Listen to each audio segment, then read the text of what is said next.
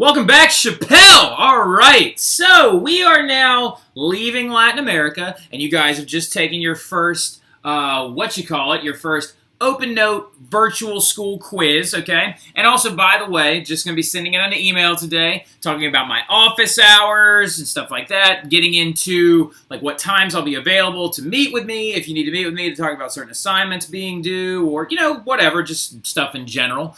But getting into it a little bit further, we're getting deeper and deeper into a concept that I've never actually taught to a regular ed Western Civ survey course before, but I'm realizing more and more as the years go on, as I teach it, that this is a very, very important topic. We're going to be talking now, since we went into all the isms, conservatism, socialism, nationalism, industrialism, classical liberalism. We got two more isms on the backside that we got to remember. We've got imperialism, and what was the other one? I can't remember.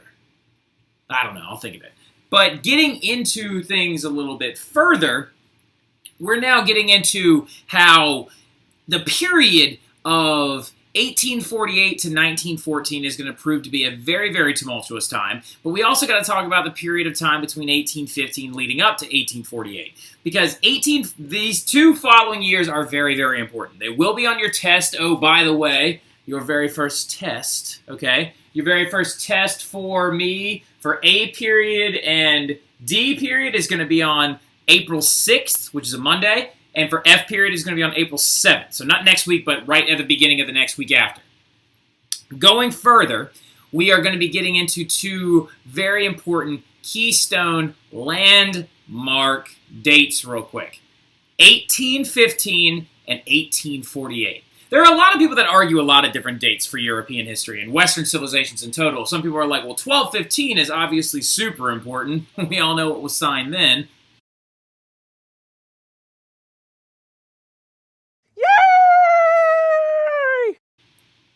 So, we all know that one. We also all know a lot of different little odds and ends. We all know the 1066 Battle of Hastings, 476 Fall of Rome, getting further and further, 1789, beginning of the French Revolution. But 1815 is key because that's the final exile, second and final exile of Napoleon. 1848 is the revolutions of 1848. Somebody's like, oh, didn't we already talk about 18 different revolutions already? No, we didn't. But these ones in 1848 are like the revolutions of the isms. They're the ones when the isms finally all collided together and they all tried to kind of basically take over their own countries. But let's go ahead and get into it. We're now getting into a period of chaos and nation building. So we've just been in Latin America in this time, and we're now coming back. And we're like, oh, Europe. Where you been? How you been? It's been a while. Well, depends on who you ask. If you ask the conservatives of Europe, they're like, oh, we're doing great. Things are fantastic. If you ask the liberals of Europe, they're like, we're working on it, we're getting there. If you ask the socialists of Europe, they're like, it's been terrible. A lot of it depends on your political modality. Oh, wow, whoa, calm down. A lot of it depends on your political modality at this point. So, for example, industrialism is sweeping the continent, which is changing everything. A lot of people can argue, and a lot of historians argue, that the Industrial Revolution that we began this unit with serves as kind of the starting line of change, the beginning of craziness entering into the years of nation building, as well as leading into the years of World War I, the Great Wars, the interwar periods, and the like. Going with that, though, let's remember, if we're talking about the Industrial Revolution, industrialism sweeping the continent, that's going to change everything. So check out this picture real quick. Look at this guy. Look how beautiful that is. That's like agricultural revolution era. This is the old way of doing things. You can most closely relate this picture itself to old things like agrarian agricultural revolution, enclosure movement, country life, feudalism, old modalities of farming and agrarian society in Europe. Well, things have now dramatically changed. You're now leaving an agrarian style economy and you're now moving into an industrial style economy. So let's take 2 seconds to kind of figure out how that's going to affect everything wildly differently. Well, now you're also like moving in a different direction.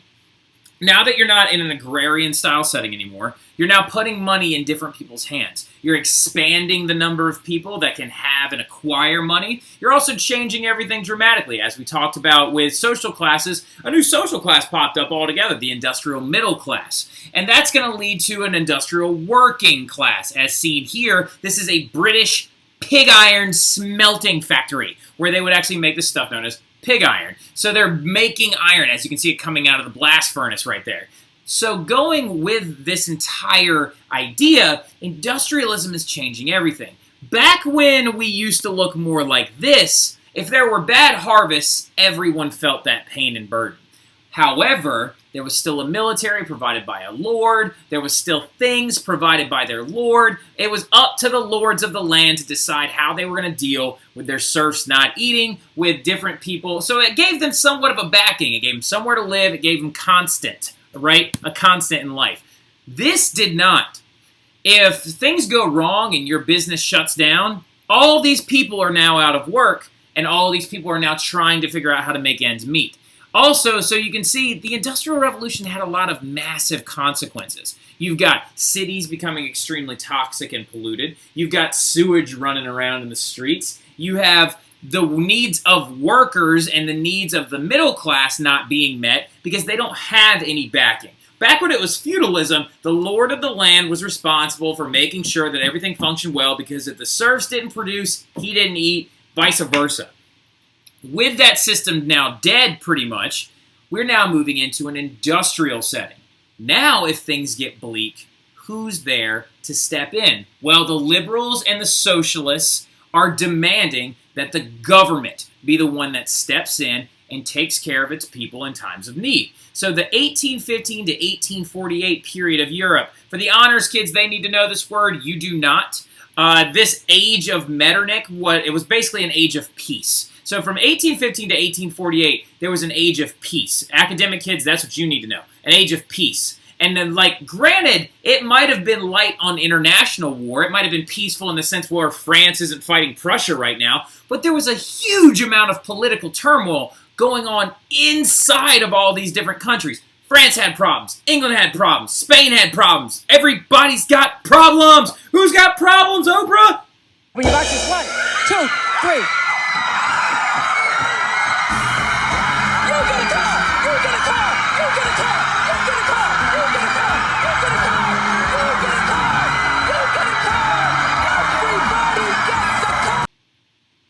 You get problems. You get problems. Everybody gets problems.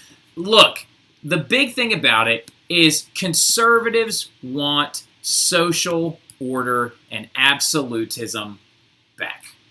They want to bring back the old ways of doing things, and they want to basically turn the new bourgeois middle class into the lords of their factories. They're like, look, you want to be able to do all this stuff with this factory. You want to own it. You want to employ these people. When your crap shuts down, you figure out how to pay them. They want social order. They want absolutism back. They want to go backwards. A conservative would love to go leave this idea and move backwards to that one. They liked it when it was that way. It was easier on everybody. Liberals, on the other hand, they want more participation in their government. They want more voting, sorta. They want themselves to be able to vote. They want the middle class to be able to vote. They don't want the workers and the socialists to be able to vote. And they also want economic independence. They want the government to mind its own business, not tax them heavily, and also stay out of their business altogether, laissez-faire economics. But they don't want complete autonomy at the same time. They want the workers to be taken care of if something happens. Whereas the workers, on the other hand, they have very simple demands. They want stuff like food. Food's great, okay? They want food. They want fair treatment. They want government participation as well. They want to be able to vote also. And guess what else they want? Food, okay? Because look, there are tough times going on in cities like these. Inside the Industrial Revolution, you now have working class families who are going hungry. You are now entering into a period of time where, again, food is becoming scarce. And what does that do to the price of food? Sends it on up. Well, look, while Latin America is busy liberating itself and while Europe is dealing with the effects of the Industrial Revolution, including pollution economic stagnation, wage stagnation, terrible conditions in factories and mines.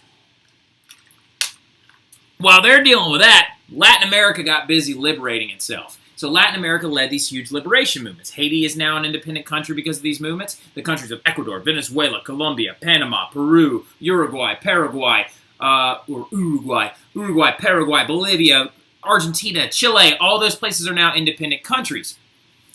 Well, fast forward, leap on back over to Europe, there's a lot of crazy stuff going on. Now, here's a few examples of the crazy stuff going on. France, for example, went through 3 different kings in 30 years. Now, some of you are like, well, I remember we were talking about absolutism. The kings were dying every 5 seconds. So, like, what's the difference? These kings were going through differently because they kept getting thrown out or abdicating. Abdicating means to leave. That means they step down from their office. They're like, I'm done being king. Like, for example, this guy was the first one to come back into France after Napoleon. He was known as Louis the 18th. Some of you are like, wow, can we please get a different name for a king? I'd really appreciate it. He was known as the Desired One. Well, he ends up dying about 9 years into his rule because he gets wet and dry gangrene.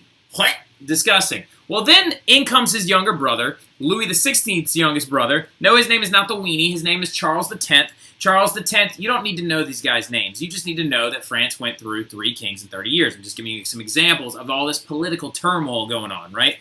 So I call him the weenie because like he's just a very strange cat. He was always like, oh, hey, I'm gonna censor the press, and so now the newspaper can't defame me like it did my brothers before me. And then the press was like, okay, fine, we'll just move to different countries and print newspapers and then just pilfer them out in your country anyway. You won't stop us. He was like, oh, dang it. And then he said, oh, I'll give you the death sentence if you steal from a church. And they were like, we're just going to do it anyway. And then he was like, okay, I'm not going to do it anyway either. It's fine. So he just was a lot of bark, not a lot of bite. He invaded Algeria for no reason. And then all of a sudden, a little revolution happens, another little baby revolution known as the 3 Glorious Days, and it took 3 days for the people of France to force a king to quit his job, to abdicate his throne. And then they brought in this guy, Mr. Dirt, which is, his actual name is Louis Philippe. He's an Orleanist, right? He's a relative of the Bourbon. So these are the last 2 Bourbon monarchs, Louis XVIII and Charles X, which, joke's on you a little bit. There was going to be a Louis XIX, but he was only king for 20 minutes. When Charles actually abdicated the throne, and when he left his son then in charge, but his son was literally king for 20 minutes before he left, and it brought in a brand new family, the Orleans family. And that's his name, right? That guy right there is Louis Philippe. And so Louis Philippe comes into power, and the people of France were demanding him because they thought he was liberal-minded. Well, you see what I'm talking about? These liberals, these socialists, are all now having these big feuds with conservatives, and they're like, look, you need to give us these certain things. And there's liberal ideas of constitutional governments are spreading in secret through Italy and Austria. They're telling each other secrets inside of coffee houses, and they're spreading these ideas, and literacy rates are going up. So all these newspapers are now being read by more people. So the ideas of a liberal constitution and classical liberal ideas of free economics and industrialism pushing forward through the continent are spreading like wildfire. So the conservatives are all like freaking out, and they're saying to themselves, well, what are we going to do if they all rise up finally and they're like, hey, we want our rights. Can we stop them? And the conservatives for a long time kind of sit back and they're like, we have the army. What are they going to do? You'll see. Moving forward, though, there are also tons of revolts, very, very large revolts, big public demonstrations going on from the years of 1815 to 1848. You got multiple of them. One of the most famous ones is this thing called the Battle of Peterloo, which was a big, big orchestrated protest of these things called the Corn Laws in England. And at the Battle of Peterloo, 15 people died, most of them trampled by horses, and 500 were wounded. This is a crazy thing because the English government, the beacon of liberalism that they're supposed to be, decided to turn their own military on their people because the people were like, you cannot force us to pay high grain prices. We should be able to buy them from whoever we want. See, And that was all a conservative move. The conservatives were like, oh, let's bring in these things called the Corn Laws. And with the Corn Laws, it'll make it so aristocrats who still own land back in that old way, like they're the old school lords of feudalism, they're the ones who still own land, will make it so expensive to buy foreign grain that the aristocrats can charge whatever they want as long as it's not as expensive as the foreign grain. And so the Corn Laws were outwardly protested by liberals, and then, like I said, 15 people died. One of the first death in the Battle of Peterloo, even though it wasn't a battle, it was a public demonstration, was actually a child knocked out of his mother's hands, a baby that was trampled to death by horses, right? So the Peterloo was a terrible one. The Decembrists were these Russian soldiers who were really, really mad because the king they wanted to be in power, this guy named Constantine, was like, I'm going to abdicate. I don't want to be king. You guys can work for my conservative-minded brother, Nicholas I. And they were like, no! And so they went to this really big square and refused to leave. And they were like, we'll leave when our rightful king takes over. And so the new czar, Nicholas I, says, all right, shoot him. And so they shot all these like military leaders in the middle of a square. They're just outwardly turning on each other. And then, of course, like I said, the Three Glorious Days one was the one that happened when this Bourbon family died and the Orleanists took over. It was a crazy event where the police of France start going into the streets to stop people from having a small uprising. And you have to understand that there are all these buildings on the sides of these streets in Paris, and all these people are looking down on them, and they all start hucking stuff at them. They start throwing pots and dishes and pans and furniture and all this other crazy stuff. Let me see if I can find it real quick. Yeah, so there you go. That's like the Three Glorious Days right there. I mean, look, they're literally raining down household objects on top of the military. These huge public demonstrations are showing how just outright angry the people of Europe are that these conservatives are not meeting the needs of the Industrial Revolution, and they're not showing up when they need to. Because right now, they have new sets of problems. And these revolts were all in response to that. And also, not to mention the fact, too, that everyone's going really, really hungry right now because food prices are at an all-time high. This period of time, the 1840s, was also known as the Hungry 40s because food prices are skyrocketing due to a lot of bad harvests, and then also due to one other particularly major event. Do any of y'all have the following culture in your blood?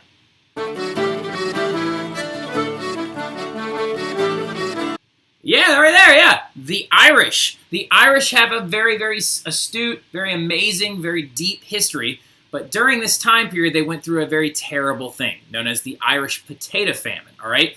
Also known as the Irish Potato Blight, also known as the Great Famine, which lasted from 1845 to 1849. Some of y'all are immediately thinking to yourselves, like, I think I've heard our family talk about this. I think our family came over from Ireland during this time period because of the Great Famine. Well, it was a huge thing that caused a massive influx of Irish people into the United States, and a lot of reasons why it happened. Here's what you got to understand really quick. How could it be possible that potatoes, a dead potato, a bunch of dead potatoes, are going to affect the food prices of an entire continent? Well, fancy that you asked. You got to remember this one key thing. The following three crops were the main three crops of all of Europe at the time. Wheat, rye, potatoes. Potatoes were a big one in particular. They were known as like the crop of the poor. 1 acre of farmed potatoes could feed an Irish family of 6 for a year. So as you can see, they're very efficient. They're a very efficient crop, and every one of us has probably eaten some type of potato today. I had potato chips for lunch. This morning I had a hash brown. I've had 2 potatoes today in one sitting. Or no, like 2 potatoes, not in one sitting. 2 potatoes today, 1 in each different meal. We eat a ton of them still to this day. And we do this because they're easy to produce. What you don't realize is that all you need to make a potato is another potato. That's it. You need 1 square inch of potato with an eye on it. There's like this little slit. I'll throw a picture up here of what a potato with eyes on it looks like, or growing one in a jar, and that's what it looks like. All you need to grow a potato is 1 other potato. I've done them before. I usually, this time of the year in my classroom, have one growing in my window, and we name it, and we treat it like the class pet. But yeah, so as you can see, stupid coronavirus. Going into it though, potatoes are very easy to make, so they can be used to feed the poor very easily. All you need to do is give one family some potatoes, and they can make enough potatoes to feed themselves for an entire year. This is known as mass production farming.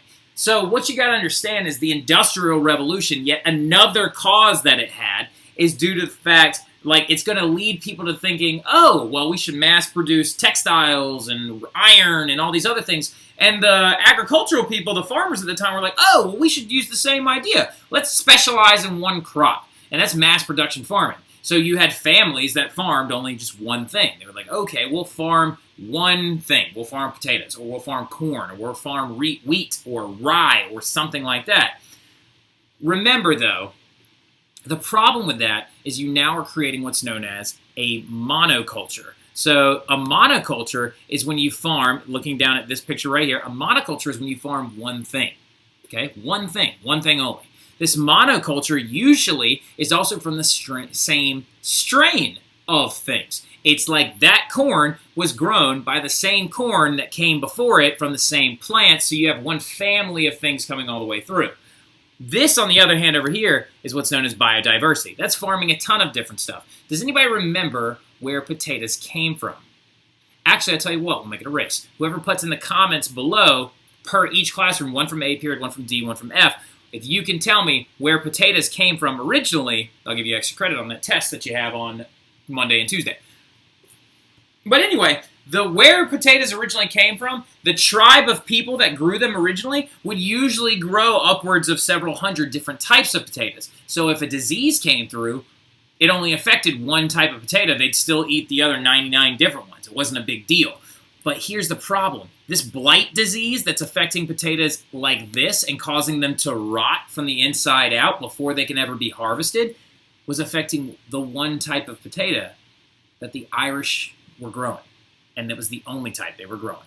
So it killed entire crop yields for upwards of 4 years. And some of the huge results that this Irish potato famine is going to have is you're going to have a huge rise in food prices all over the European continent. You're going to see mass immigration as well. A lot of Irish people moving to the mainland of England to try and find jobs inside of factories, moving to the continent, and also moving to the United States. Did you know that the Irish population, still to this day, has not recovered? They had 8 million people in Ireland as of 1840, and today, almost 100 years later, 80 years later, they only have 6.2 million. So they still haven't recovered from this.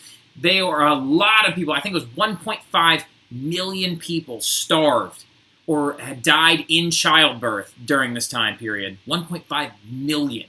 And a rise in food prices was felt all over the continent. So the Hungry 40s are really, really getting after people. So right now, think about all the crazy stuff that's going on in Europe.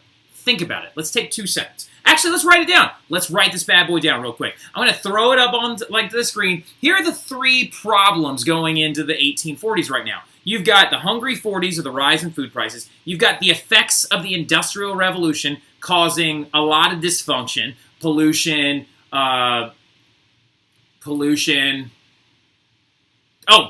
terrible factory conditions. The working class is getting very upset because they don't feel taken care of, but you have the effects of the Industrial Revolution. And then the third one, you have giant public demonstrations, public revolts being suppressed by conservative governments by actually doing violence upon them. So as you can see, things are getting crazy. So these terrible situations led to the things known as the revolutions of 1848. Look, this is insane. In 1 year, there was a series of dramatic and violent revolutions that broke out all over the entire continent of Europe, demanding reform. It was known as the springtime of the peoples. It was this idea that the people are going to rise up and take back some of the rights that they feel are being stripped from them, that are being taken from them. And so in a series of dramatic and violent revolutions, the people of Europe were like, you know what? Liberals, socialists, unite together to take the conservatives down. Because if there's 1 out of every 3 people is a conservative, and 1 out of every 3 people is a liberal, and 1 out of every 3, and this math is not exact, but you understand what I'm saying, and 1 out of every 3 people is a socialist, then we can all get together and we can rise up. We can rise up and we can take down those nasty old conservatives that are not taking us seriously. So, That's exactly what they did. And here's a map of Europe, which is terribly pixelated. But as you can see, there were over every red dot over here 1, 2, 3, 4, 5, 6, 7, 8, 9, 10, 11, 12, 13, 14, 15, 16, 17 violent revolutions that happened all over the continent within the same year. And this is another example, too, of how mass market media is playing a giant effect in the politics of Europe. People now have newspapers. They can read better, like literacy rates are up, so people are having access to the crazy things going on. The first one was one that occurred inside of France, and it was absolutely insane. But the demands that they have during these revolutions are very, very simple, and liberals and socialists can agree on them. They were saying, we want more participation in our government, we want to decrease the power of monarchs, and we want rights guaranteed. They wanted guaranteed rights. They want protection under the law. They want freedom of speech, freedom of religion. They want a legislative body. That's a huge one. Jot that down too. That's a demand they had as well. They want a legislative branch that can get things done and limit the power of their monarchs. That's what they wanted. Very simple. And all socialists and liberals could agree on those things together. They're like, don't you want more participation in the government? They're like, yeah, I do. And then they'll look back at the other guys and be like, don't you want to decrease the power of monarchs? And they're like, yeah, I do. So the liberals and the socialists came together and they united and they were like, you know what? To the barricades! So remember I told you that oh no, stop that. What do you know? Why you gotta be this way? Look at all these. All right, here we go. All right, so let's roll it on back. So, to the barricades, right? So remember I told you that the streets of France and all these other European countries were super narrow, and a lot of people were like, oh, the conservatives, if they try to get us, they'll just take us out with their armies that are really big and super scary. Well, the thing you got to understand, though, is that these streets are very narrow. They're very narrow. They're more like alleyways. They're only made to get carts up and down them one at a time. They're not made for mass transit. If you look at the pictures of France today, with its huge, sprawling boulevards that are very, very wide and multiple lanes, a lot of that is due to the fact that kings didn't want to have to stop these barricades anymore. Barricades are what were going to get thrown up in all these cities in 1848, and these barricades are giant makeshift walls where they would actually wall up an entire road or an entire area and prevent the conservative armies from coming down them. Take advantage of what you have. You know that they only have certain things. They may have a cannon or two, but they can't move too many of them down these narrow streets. They only have muskets, so we'll hide behind these giant walls. So they started ripping cobblestones out of the streets, taking furniture from their houses and stacking it all up, and they would make these gigantic walls. And again, this time of year is where we barricade one of the hallways at school, and I'm just really frustrated that we're not at school right now. So anyway, going into it, this one is an amazing one. This is an actual picture, because photographs were becoming a science of the time, of the day, and the era of the 1800s. This is an actual picture from the barricades that were established in 1848. This is from an actual revolution. Yay, photography. It's a thing now. So, as you can see, look how narrow these streets are. They're only made to bring down a couple wagons tops at a time. It's not hard to build a barricade over through it. Look at this one right here. We can get really close. You got a wagon wheel right there with a flag coming out of it, a wagon itself. All those are cobblestones that they ripped out of the street right here and actually built these big giant walls, these barricades. And this is how the revolution of 1848 was fought. That right there is one of the best barricades. Something you got to understand about French people. I don't like their language very much, but they are good at doing one thing. RIP Olympics. If the Olympics were not actually postponed until 1821 and they decided to add a barricade building contest, the French would win every time. I don't know why, but if you look at any revolution from France, they build barricades like it's nobody's business. It's ridiculous. And if you want to actually watch a movie or a show or anything that is associated with this event in history in 1848, there's a play that was actually written by a man named Victor Hugo during the 1800s, a Romantic author, and he wrote a story called Les Mis, which is supposed to be in reaction to the Three Glorious Days of 1830, leading into 1848. But they built a lot of barricades in that, and here's a nice little song from it.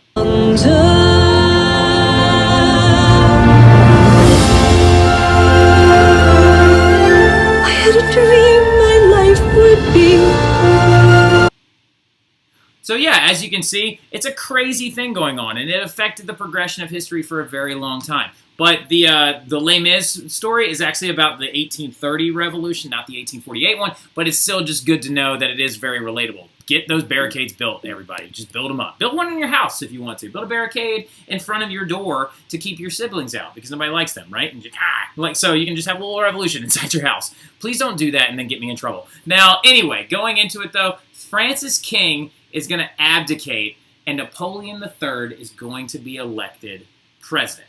So during these, oh wow, I just skipped ahead, hardcore. Let's back it. Hold on, we gotta. You know what we gotta do? Bag up, Terry. Put it in reverse, Terry. Put it in reverse. Oh Lord, Jesus. All right, so that's what we had to do.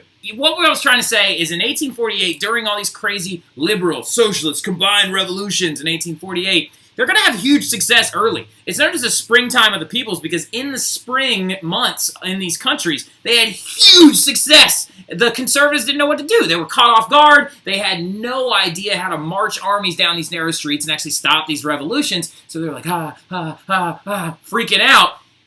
And France's king, Louis Philippe, the guy that I was like, dirt, that guy, he ran away. He just ran away. He just left. He was just like, I don't want to be king anymore. And he just runs off. And he was the last king of France. When this happened, the last king of France happened. And France's king, Louis Philippe, is going to abdicate. And they decide to have an election that year to pick France's first president. And guess who they picked? They picked this guy, Napoleon III. Napoleon III, a very, very famous French figure that you need to know. I mean, like, he's just Napoleon III. He is the grandnephew of Napoleon Bonaparte. So yet again, another Napoleon is in charge. It's absolutely ridiculous. Napoleon Bonaparte, Napoleon III, Louis Napoleon is his name, was elected president in a landslide. Now, some of you are like, Mr. Terry, if Napoleon Bonaparte was the first Napoleon, this was the third one. What happened to the second one? Well, that's him right here. But he unfortunately died at the age of 21 from tuberculosis. That was actually Napoleon's son. Napoleon II, Napoleon Jr., died at the age of 21 from tuberculosis. And he was living in Austria because his mom is Austrian, so they were living in the Schönbrunn Palace when he died. Actually, tragically, very, very sad. Now, going forward, though, with this huge early successes, you're going to see the establishment of some legislative branches. I'll throw up a picture really quick right here. This is the Frankfurt Parliament inside of Germany. So they got some legislative branches. They got new constitutions that are going to guarantee and grant them their rights. Nation states are being formed instead of kingdoms. Kingdoms are led by kings and absolute monarchs. But countries are being formed. Countries that are made up of its peoples. People are identifying now with their countrymen rather than their king, which is huge. And so look at the liberals and the conservatives. They're just like, oh, best friends. And I love how so conveniently this one's got a beret on, which to me is absolutely hilarious. So, but here's the problem. The liberals and the socialists, they're getting all their stuff done. They're like, heck yeah, high five. But then guess what happens?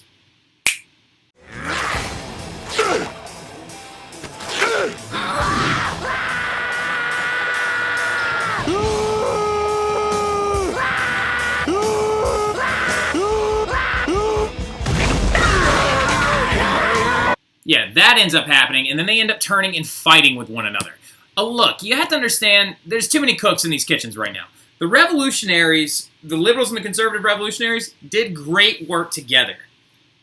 But then they ended up fighting each other because they couldn't agree on certain topics. Remember when we talked about the isms, the classical liberals and the socialists, and them all rising up during this time period? They still disagree on stuff. And one of the biggest things they disagree on, a good example, is suffrage. Liberals believe that only property-owning men who can read should be able to vote.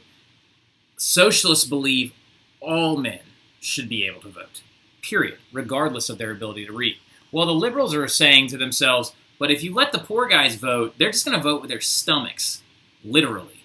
If you let the wealthy vote, they'll vote with their brains. And then the poor people are like, well, I exist in this economy, so I should be allowed to vote. And then so they start arguing and having battles with one another in these new governments, and the conservatives are like, they're arguing with each other. Whoosh! And then they seize their opportunity, and they overthrow these new constitutions. They roll back those reforms. They destroy these legislative branches. And the only thing that truly died in this entire thing was serfdom, which thankfully that happened. I would say that the revolutions of 1848 are worth it because the idea of serfdom died with it. This idea that you and your family were born onto this land who is controlled by this lord and you can't leave because he's going to keep you in debt for the rest of your life, that was the only thing truly destroyed in the revolutions of 1848.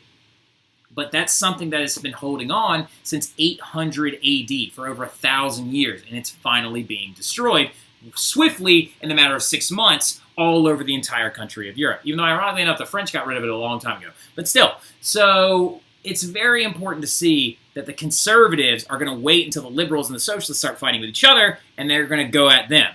So now the liberals and the socialists are just kind of, they're like two boxers, right? That just got hit really hard. They're wandering off. They're bloodied. They're battered. They're like, we had so many great things, and we lost them. But look, remember what I said. They're now being identified with their countrymen rather than their king. Because even though their revolutions failed, the revolutions of 1848 are characterized by failure. They literally had what they wanted for about 8 months, and within a year, they were all destroyed. One king, Frederick IV, Frederick Wilhelm IV of Prussia, literally in a statement said, I will not sign this constitution because I am not taking this crown from the gutter. He thought the new crown that he was going to get as the king of the constitutional Prussia was a crown from the gutter. He wanted his other crown back. I don't know about you. I'll take a crown any way I can get it. I think being in charge and being a king of something would be pretty awesome. So however these revolutions did fail, they still serve as a massive turning point. And this massive turning point is characterized in Western civilization by the rise of a new ism. And that ism is this idea of nationalism. If you can't destroy the conservatives in one-on-one battle, you can destroy them with your pride. Destroy them with your pride of your country. So the revolutions led to a renewed idea of a united people under one flag, one language, one culture, one everything.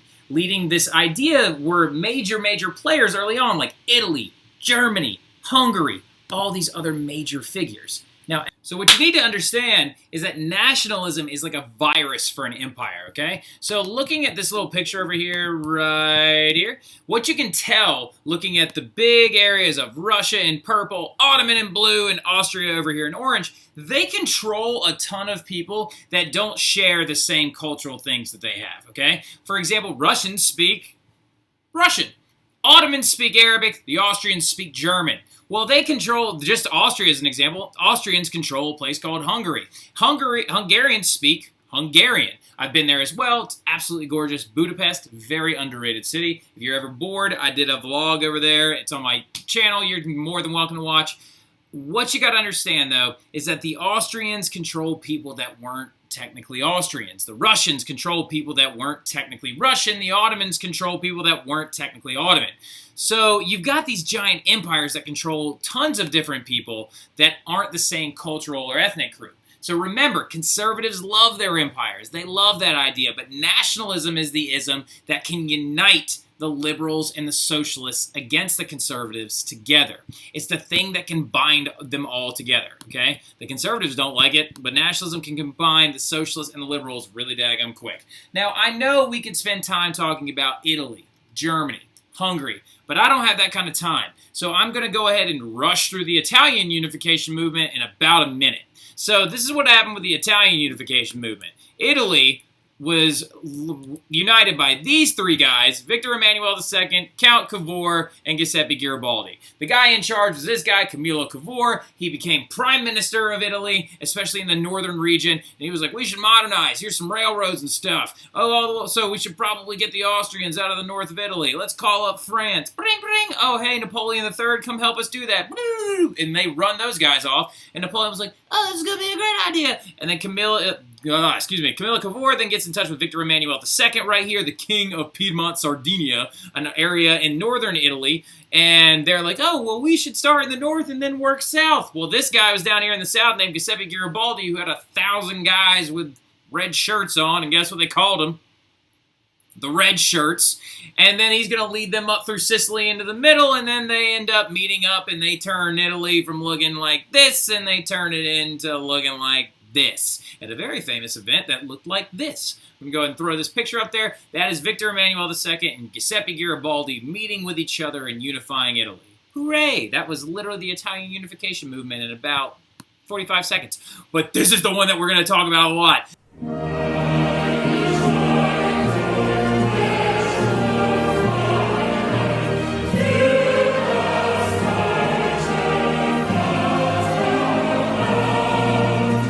The unification of the Germans. Yes! So I cannot wait. Just for old time's sake, for me, for old time's sake, really quick.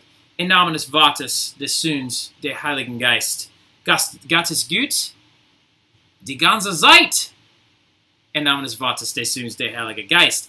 I cannot wait to tell you about the unification of the Germans. I'm super excited about it, but that is what we're going to be getting into in our next flip.